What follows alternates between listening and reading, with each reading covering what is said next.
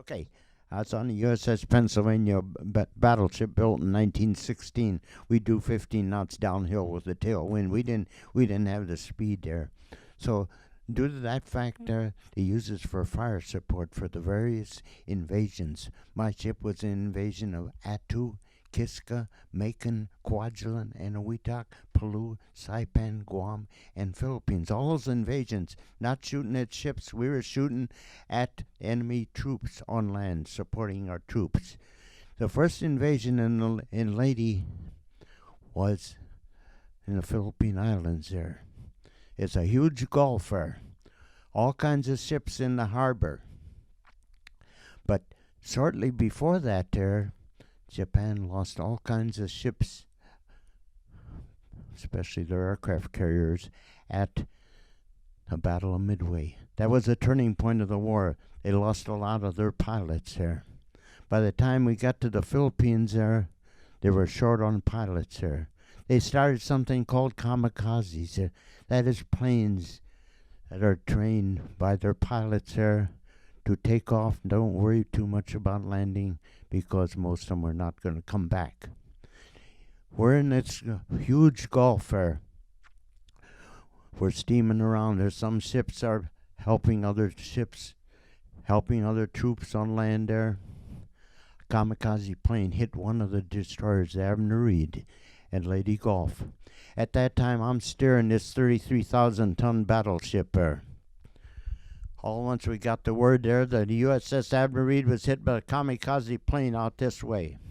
We're steering this way. We got the word, here comes a torpedo from that destroyer, because we're at battle stations. It set off the torpedoes in from their ship. Here comes a torpedo. Captain says, hard right rudder, steer for that torpedo, give it small target. The battleship doesn't turn very good. Now the car turns right around the corner. Battleship goes around this way. There's no way I can turn that battleship there to head for that torpedo. It says, hold on. I got to hold on to the bar over here. I got to rudder over hard as I can. I can see the wake from the torpedo coming from that destroyer. Hold on. Here comes a torpedo. I see the wake coming. Hold on. It went right underneath us. Evidently, when the torpedo went off, the ship was tilted enough that it went a little bit deeper. That kind of gives you a thrill. Next invasion was the Philippines. In the Philippines, the Lingayen Gulf. I watched General MacArthur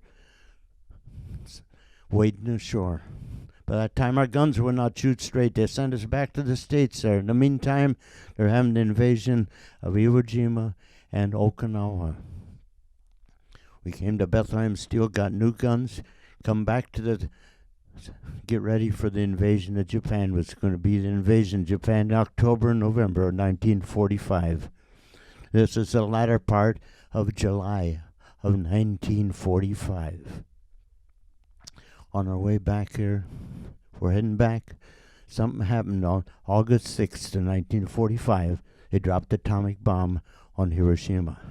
3 days later, August 9th, they dropped the atomic bomb on Nagasaki.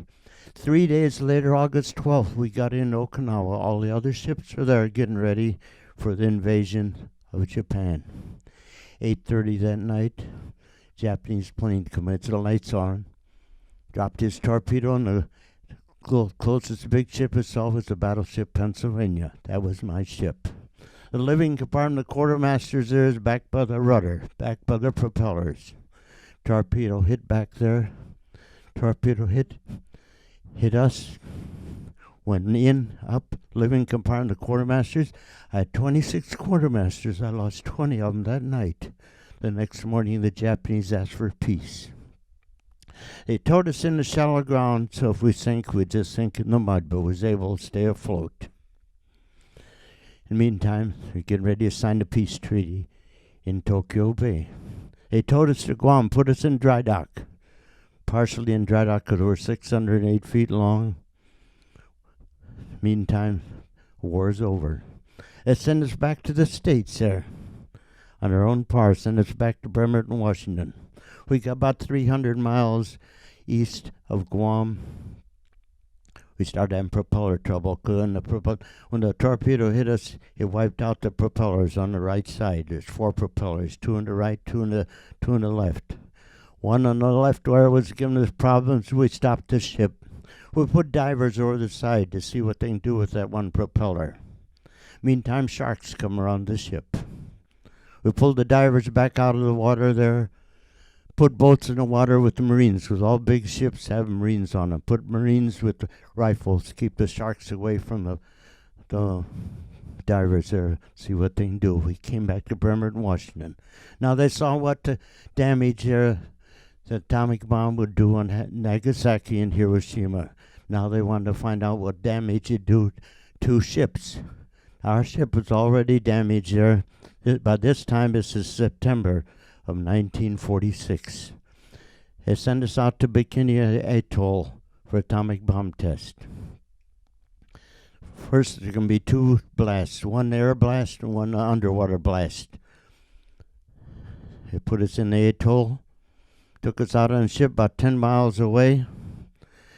They said, close your eyes, turn away from it, put your hands over, your eyes over your arm. I still saw the flash. Now they wanted to see what the damage it'd have on animals. Now I'm a farm boy, so they put me in charge of goats, mice, pigs, and sheep. Put them throughout the ship.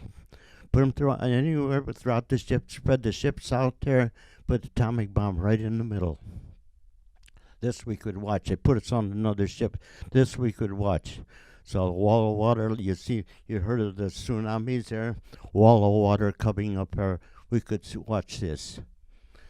Oh, we could watch it, didn't hurt our eyes any. Now I had to go back on the ship to show them where I put all the animals.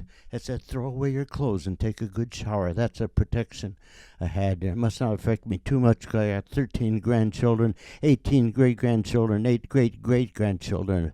So it must not affect me too much. But I stayed in the Navy there to October 10th in 1963. I committed myself to help veterans.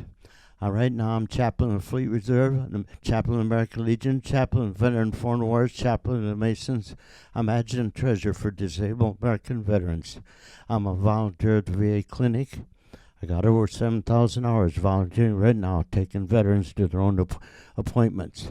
I've been the head usher in my church for 49 years. I think it's a permanent job because the guy before me died. I'm proud of this country, for better or for worse, the best country there is. They don't like this country, I'll help them move to another country. Thank you very much.